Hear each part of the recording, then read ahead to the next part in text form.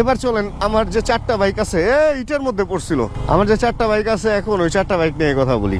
First of all আমি হর্নেটটাকে কেন রাখছি, হর্নেটটাকে রাখছি হচ্ছে ওইটা একটা স্মুথ ইঞ্জিনের বাইক অ্যান্ড ওটা একটা অল্প খরচে, এবং ওটা ভাঙলে ভুঙলে বা আসলে কিছু একটা নষ্ট হইলে অল্প খরচে ঠিক হয়ে যাবে, মানে সব কিছুই একটু ইকোনমি, জাস্ট সামনের সাসপেনশনটা ছাড়া। রেগুলার খরচ ওটার কম, ইঞ্জিন অয়েল বলেন, একদম ফুয়েল কস্ট বলেন, সবই কম ওটার, সব কিছুই। ওটা প্রিমিয়াম সেগমেন্টের বাইক, না রেগুলার বাইক, এভারেজ। তারপরে কি আছে, তারপরে আছে হচ্ছে MT-15।